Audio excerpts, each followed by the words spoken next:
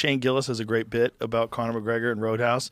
He goes, Conor McGregor basically played a coked out Conor McGregor in Roadhouse.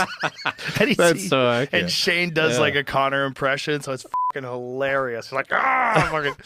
I mean, he likes coke. But I think there's another issue to talk about. A lot of fighters, when they've sustained a significant amount of damage over the course of their career, and there's no way to not get that, right? I mean, we've all seen Conor get beat up and knocked out. We've seen Conor's sparring footage. He spars pro boxers. He's sparring elite fighters. You're getting hit in the head a lot. And a lot of fighters, especially towards the end of their career, turn to drugs.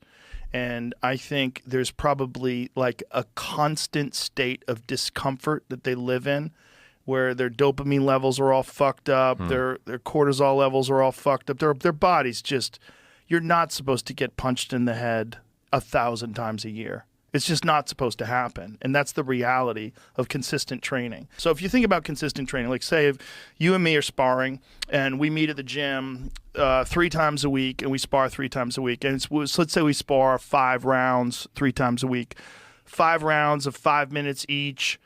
You might hit me 15, 20 times a round. And then we're doing that 3 times a week. And we're doing that over and over and over again. And it's not even, this is the thing, people say, oh, you spar light. Sure. Sparring light is important. But subconcussive trauma to the head is what causes soccer players to get CTE. Yeah. Now, soccer players are getting CTE from a soccer ball. I've bounced a soccer ball. I played soccer when I was a kid. That doesn't hurt. But that thump, that's giving you CTE. People who ride jet skis get CTE. Wow. Do you know that? No, I didn't. My friend Mark Gordon, who is an expert in traumatic brain injury, and he works at the Wounded Warrior Foundation. I think he works with them, but Angel Warrior Foundation. He works with a lot of veterans that suffer from CTE and uses a lot of hormone replacement to help them, because a lot of it is damage to the pituitary gland. Your endocrine system gets fucked up from, breaches, explosions, blown up in IEDs, all those kind of things. Like, those guys are fucked. Like, the inside of their brain is fucked. And there's a bunch of different therapies they apply to that. But the bottom line is that it's not just getting knocked out.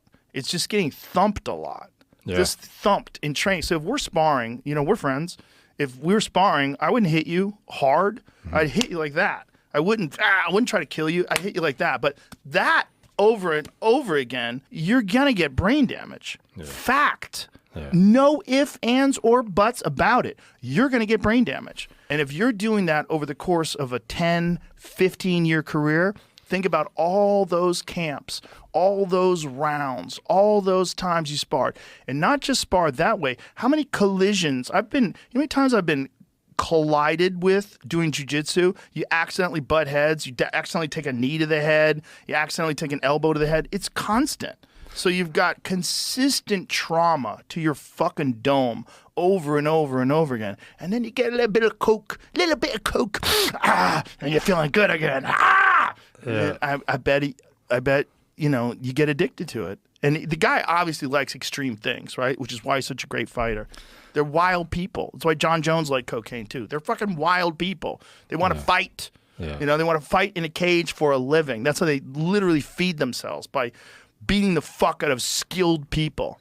Yeah, I can imagine something like the brain cell death that literally occurs could almost result in a perpetual state of you now need drugs to achieve like baseline even to feel normal.